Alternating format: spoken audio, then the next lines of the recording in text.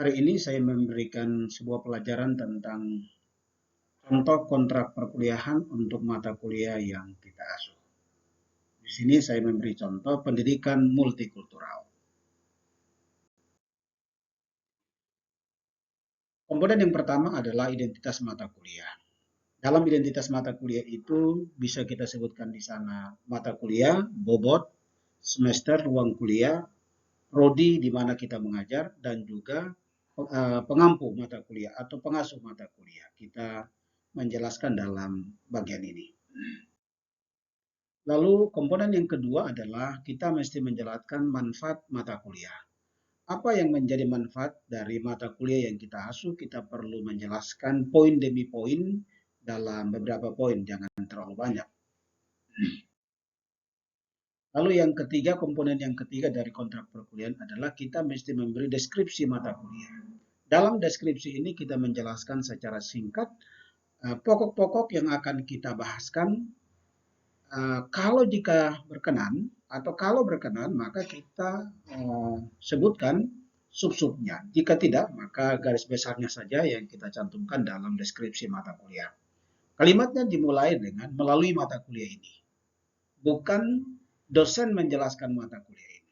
Jadi ini pernyataan yang ditujukan kepada mahasiswa. Lalu yang keempat adalah organisasi materi kuliah.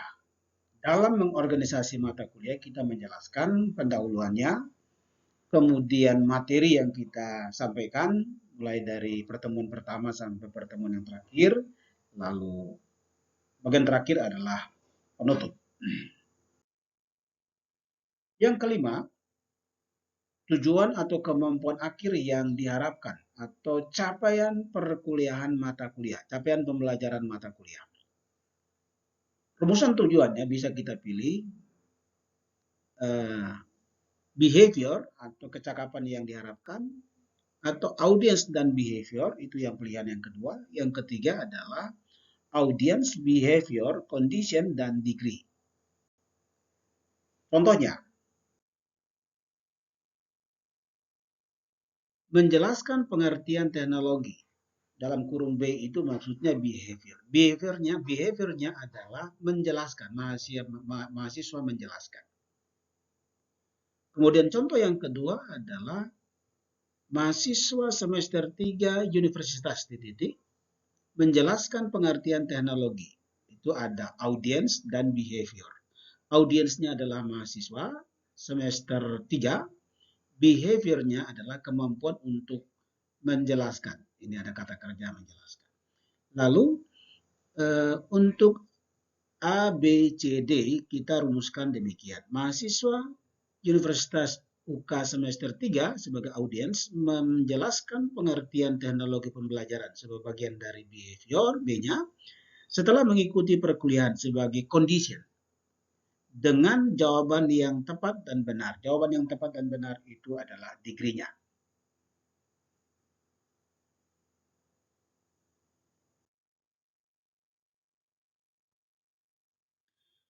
Lalu yang ketujuh adalah kita mesti menjelaskan sumber-sumber belajar yang kita pakai. Kita cantumkan dalam halaman ini adalah buku-buku yang kita pergunakan sebagai sumber-sumber di mana kita memperoleh materi dan juga mahasiswa akan mendapat pengalaman belajar dari buku-buku yang diwajibkan.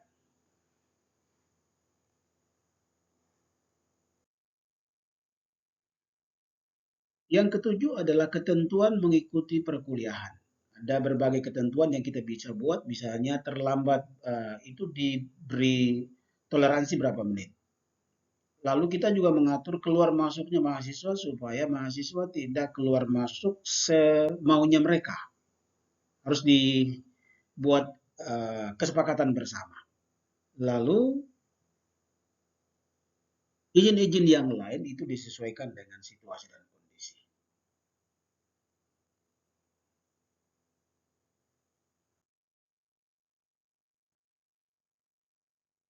Lalu jadwal kontrak perkuliahan seperti yang ada di sini saya sudah membuat.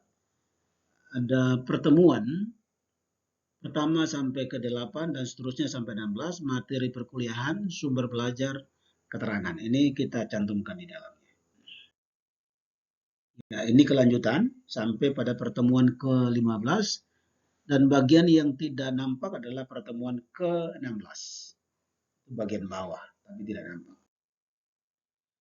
Setelah kita mengadakan komponen-komponen kontrak perkuliahan, maka terakhir adalah kita mesti menyampaikan hasil kesepakatan atau hasil kontrak perkuliahan, misalnya pernyataannya hari ini tanggal sekian, bulan sekian, tahun sekian, dosen dan mahasiswa menyetujui kontrak perkuliahan teknologi dan media pendidikan agama Kristen, dan bila ada yang melanggar kontrak perkuliahan maka ada sanksi. Lalu dosen tanda tangan dan juga koordinator semesternya harus tanda tangan. Demikian dulu kontrak perkuliahan yang saya sampaikan dalam kesempatan malam hari ini. Terima kasih.